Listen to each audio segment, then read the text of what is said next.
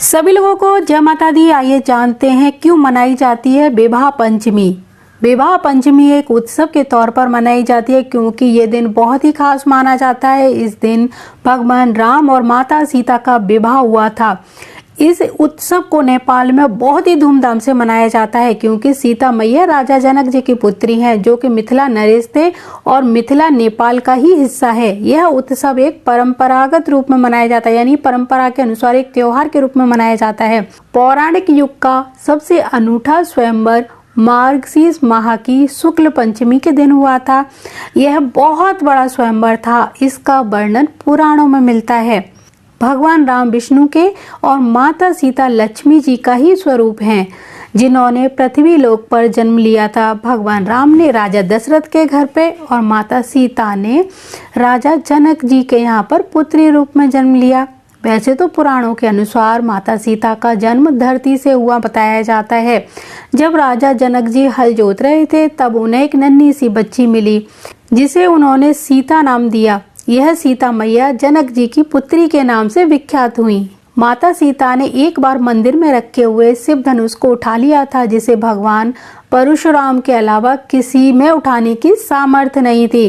तभी राजा जनक ने निर्णय लिया कि वे अपनी पुत्री का विवाह उसी योग्य व्यक्ति से करेंगे जो भगवान शिव के इस धनुष को उठाकर उस पर प्रत्यंचा चढ़ा देगा। स्वयंवर का दिन तो तय हो गया था। चारों ओर संदेशे भेजे गए। कई बड़े बड़े महारथी स्वयंवर का हिस्सा बने, जिसमें भगवान राम और लक्ष्मण भी एक दर्शक के रूप में वहां पर शामिल हुए। कई राजाओं ने प्रयास किया, लेकिन कोई भी उस धनुष को हिला तक न सका।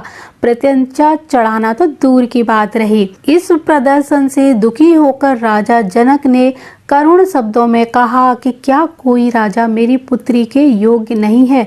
उनकी इस मनोदशा को देख महर्षि विश्वामित्र ने भगवान राम से प्रतियोगिता में हिस्सा लेने के लिए कहा।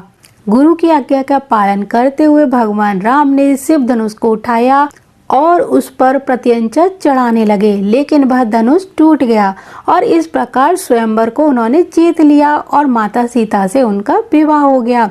माता सीता मन ही मन बहुत ही ज्यादा प्रसन्न हुई और उन्होंने भगवान राम के गले में वरमाला डाल दी।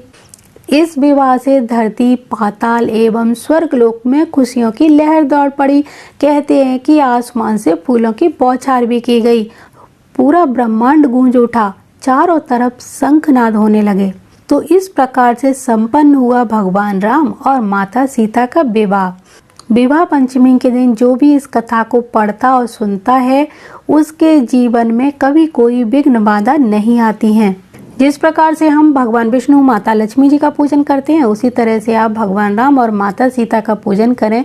उन्हें पंचामृत से स्नान कराएं, फिर स्वच्छ जल से स्नान कराएं, सुंदर वस्त्र भेंट करें, उनका पूजन करें। माता सीता को 16 श्रृंगार की सामग्री अर्पित करें और भगवान राम का भी बहुत सुंदर श्रृंगार करें। तुलसी पत्र युक्त उन्हें भोग अर्पित करें, आरती करें और इस पंचमी को उनका आशीर्वाद जरूर प्राप्त करें। जो लोग विवाह पंचमी पर इस प्रकार माता सीता और भगवान राम की पूजा करते हैं, उनके वैवाहिक जीवन पर कभी कोई विघ्न बाधा नहीं आती है।